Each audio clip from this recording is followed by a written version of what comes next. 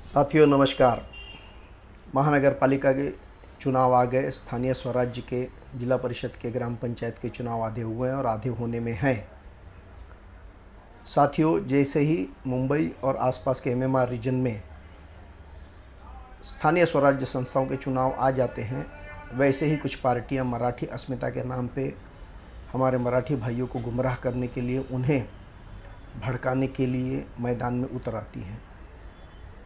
साथियों, 25 साल तक मुंबई महानगर पालिका भारत की सबसे बड़ी महानगर पालिका के ऊपर सत्ता होने के बावजूद पूछा जाना चाहिए कि इन्होंने हमारे मराठी भाइयों के लिए क्या किया।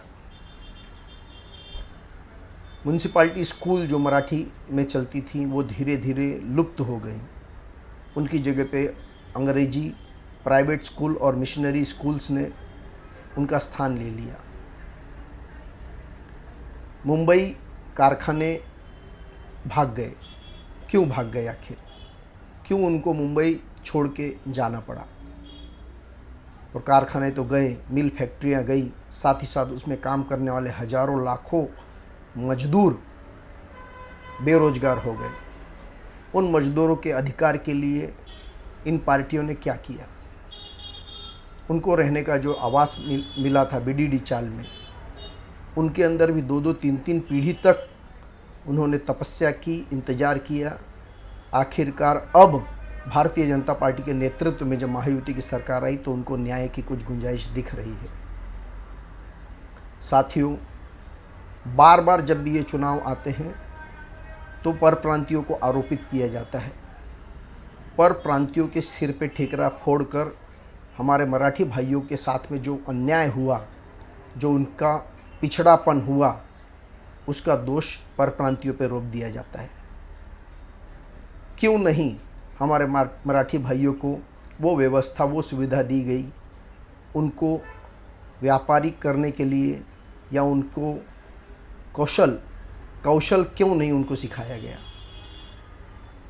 मुंबई में बाहर से परप्रांत से आके बस कर यहाँ पे धंधा कर यहाँ पे संघर्ष कर यहाँ पे मेहनत कर अपने धंधे को लगन से बढ़ाकर, अपने परिवार को पढ़ाकर, और परप्रांतीय सही पूछो तो वो आज यहाँ पे ज़्यादा सुखी हैं। उसका कारण एक ही है, क्योंकि अपने सत्ता को कायम रखने के लिए ये पार्टियाँ हमारे मराठी भाइयों को उनके युवा अवस्था में ही गुमराह कर देती है। जब पढ़ने का समय होता है, कॉलेज में जाके डिग्रियां हासिल करने का समय होता है, अपने आप को कुशल करने का समय होता है, तब उनको मराठी अस्मिता और मराठी मुंबई महाराष्ट्र की मुंबई इस नाम पे तरह तरह से उनको बहकाया जाता है।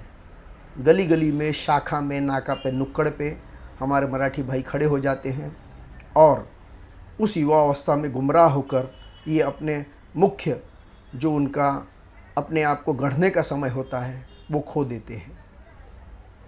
आज 18-20 साल का युवा जब कॉलेज में पढ़ाई की तरफ अपना गुमराह होकर जब वो ये राजनीति में पड़ जाता है, नाना प्रकार के उन्हें प्रलोभन दिए जाते हैं, पार्टियां दी जाती, घूमने फिरने के लिए सुविधा दी जाती है, और एवज में स्थानीय क्षेत्र में अपने पार्टी का वर्चस्व बनाने के लिए, गुंडागिर्दी करने के लिए, वहाँ पे आए हुए परप्रांतियों के ऊपर अपना हुक्म चलाने के लिए, सत्ता चलाने के लिए इनका इस्तेमाल किया जाता है।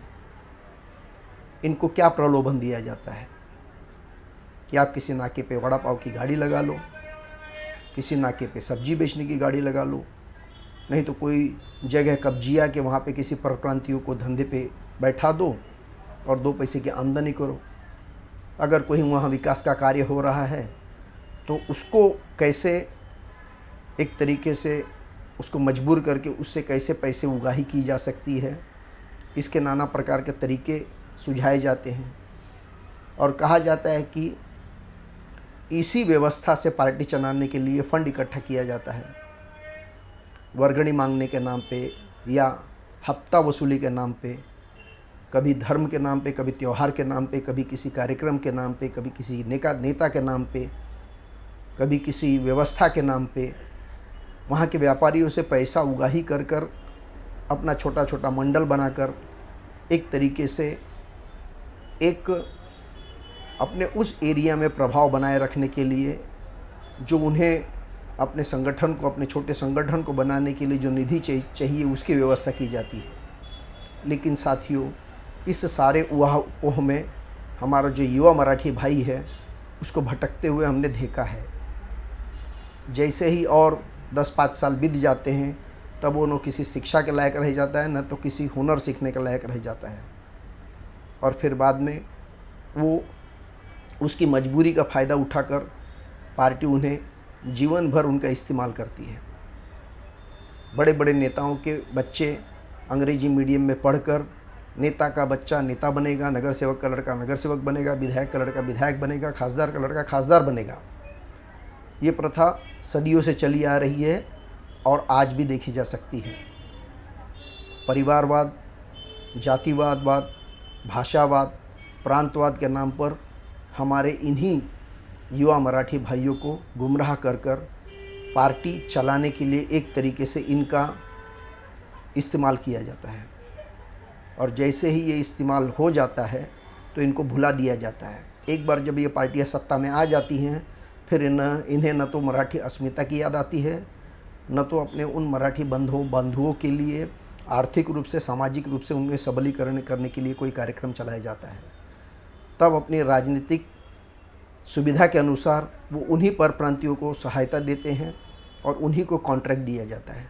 मैं पूछना चाहता हूँ कि महानगर पालिका में और आसपास के MMR रीजन में 9 महानगर पालिका में इतने बड़े बड़े कॉन्ट्रैक्ट आते हैं, तो कितने ऐसे कॉन्ट्रैक्ट मेरे मराठी भाइयों को दिए गए हैं?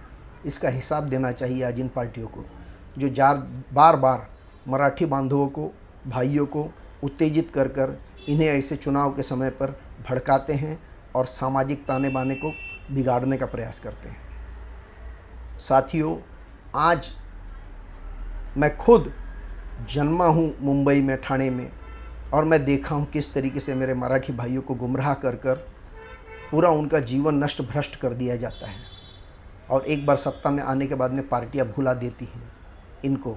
कोई लॉलीपॉप दे दिया जाता है कि इस बार नहीं तो अगले बार तुम्हें चुनाव लड़ाया जाएगा, कोई मंत्रिमंडल दिया जाएगा, कोई महामंडल दिया जाएगा, किसी संस्था का उन्हें कोई अध्यक्ष पद दिया जाएगा, सदस्य बना दिया जाएगा। लेकिन साथियों, ये जवानी के जोश में अपना पूरा समय पार्टी को दे देते हैं। बाद में जैसे ही दूसरी पीढ़ी आती है वो पार्टी का काम करने के लिए, तो इनको वरिष्ठ ज्येष्ठ मार्गदर्शक कहकर कुर्सी पर बैठा दिया जाता है, और जिन्होंने अपने जीवन भर जो पढ़ाई लिखाई करके उन्हें जो एक मुकाम हासिल करना था, उन्हें जो एक हुनर हासिल करना था, उन्हें जो अपना एक धंधा स्थापित करना चाहिए था, उन्हें जो किसी विषय में अपने आप को अपना करियर बनाना चाहिए था, उससे वो चूक जाते हैं।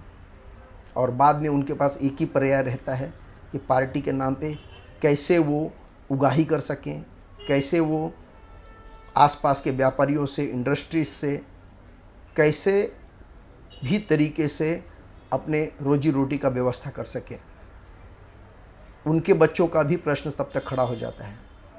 अपने बच्चों को पढ़ाने के लिए उन्हें पैसा चाहिए, व्यवस्था चाहिए, तो कौन सी ऐसी संस्था बनाई है जो इनके लिए, इनके बच्चों के भविष्य के लिए इनके उपयोग आ सके, इनके काम आ सके। साथियों, ये राजनीति है।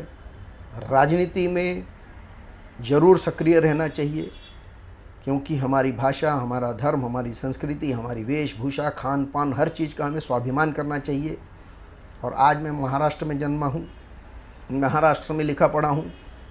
यहाँ की हर गौरव की चीज़ का मैं उतना ही गौरवान्वित महसूस करता हूँ।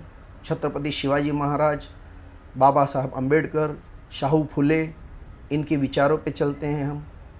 साथियों, मेरा करबद्ध निवेदन रहेगा हमारे मराठी भाइयों से कि वो सही समय पे जागे और सामाजिक ताना बाना को ध्यान में रखते हुए क्षेत्र के विकास के लिए ऐसे पार्टियों को, ऐसे समर्पित लोगों का समर्थन करें, उनको जिताएं जो हमारे क्षेत्र को और भी विकसित कर सकें, फलीभूत कर सकें और सबका कल्याण कर सकें। साथियों, आपको ये कैसा लगा आप ज़रूर कमेंट कीजिए। लाइक कीजिए, सब्सक्राइब कीजिए। हम आपके सुझावों के और आपके कहने के, आपकी बात सुनने के लिए हमेशा आतुर रहते हैं। धन्यवाद। जय श्री राम।